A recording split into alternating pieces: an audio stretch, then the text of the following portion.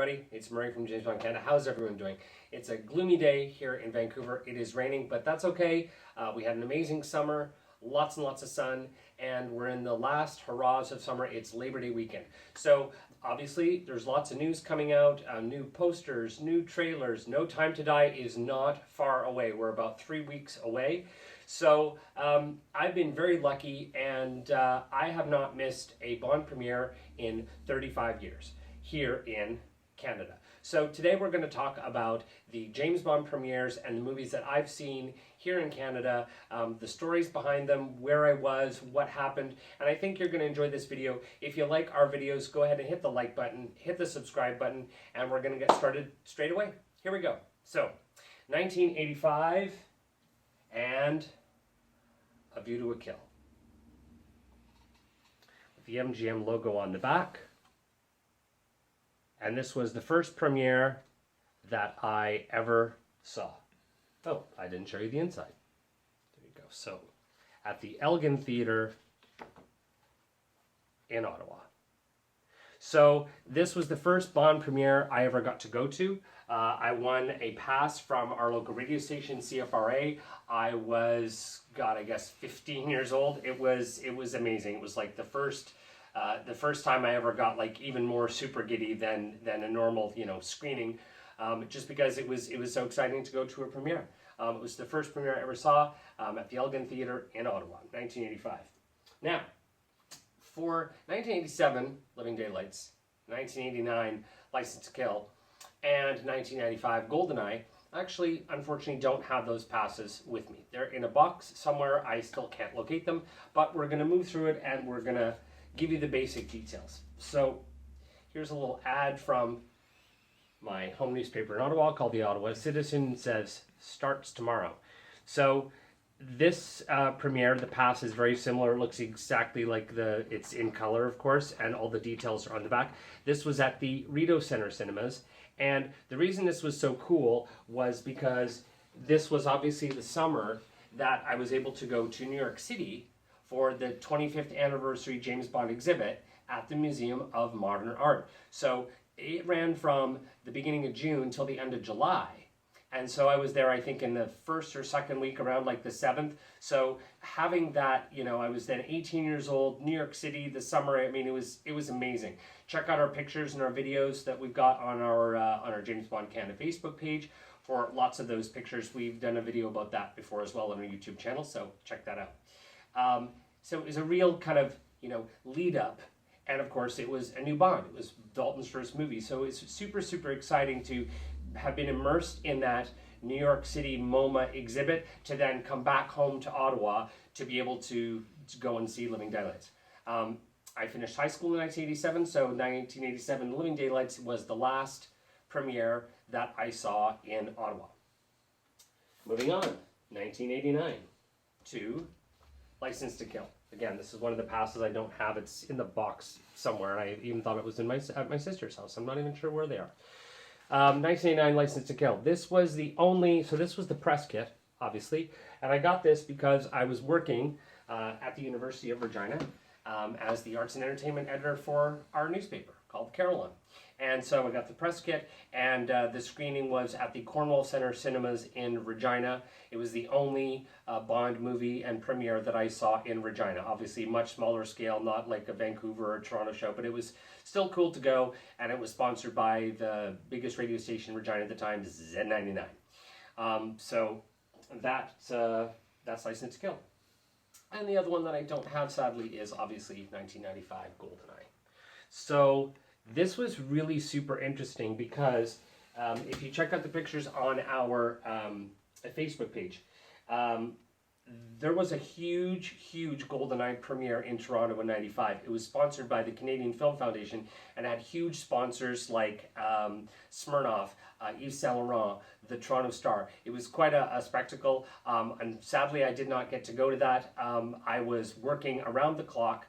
I had just gotten a job with Disney. I was working for Disney in Toronto at the Princess of Wales Theatre, working with Beauty and the Beast, and I got a job to go on tour through the States with the touring company Beauty and the Beast, so I was literally working around the clock The GoldenEye showing was at the Eglinton Theatre. I saw it at the Yorkdale Cinemas just on a regular pre-screening.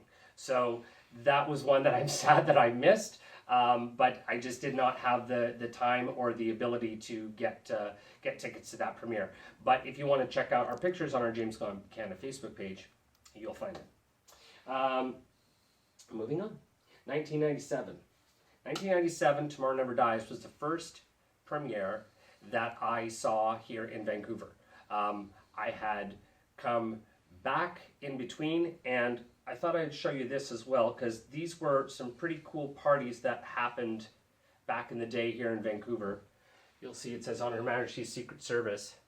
And these were parties that were sponsored by a group here in Vancouver that actually had to stop doing their parties. And this was at the Shark Club.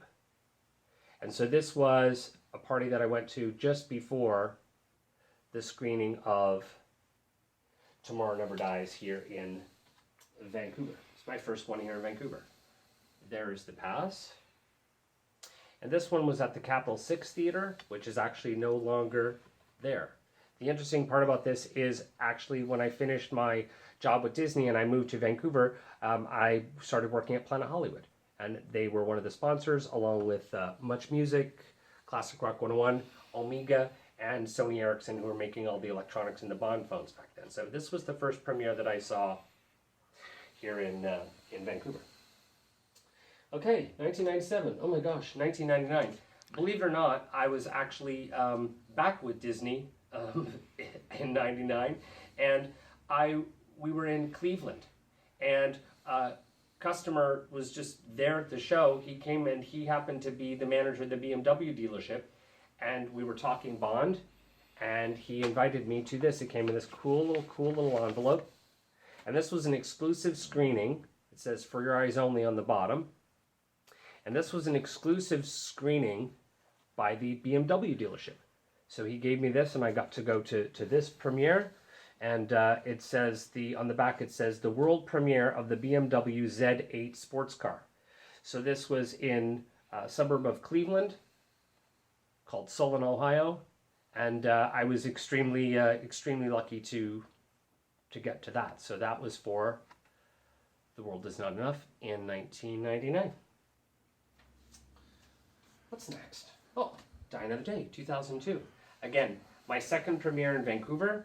And this time, again, at the Capital 6 Theatre. So you can tell that some of the passes back then, some of them were more graphic than most. This one, obviously, keeping costs down, everything in black and white. And then on the back, just the MDM logo, very similar to the logo on the back of the A View to a Kill one, but just all in gold. So that was the pass for Die Another Day, 2002. 2006, we had to wait a long time. Not as long as we've had to wait for No Time to Die, but in any case. Casino Royale. So this was my third premiere here in Vancouver, and started the sequence of premieres at the theater right near my house called the Scotiabank Theater, Cineplex Odeon, and I really enjoyed going to the premieres there. It's very much like the Odeon Leicester Square. It seems to be like the home for the premiere of the Bond movies. So this one was 2006 at the Scotiabank Theatre.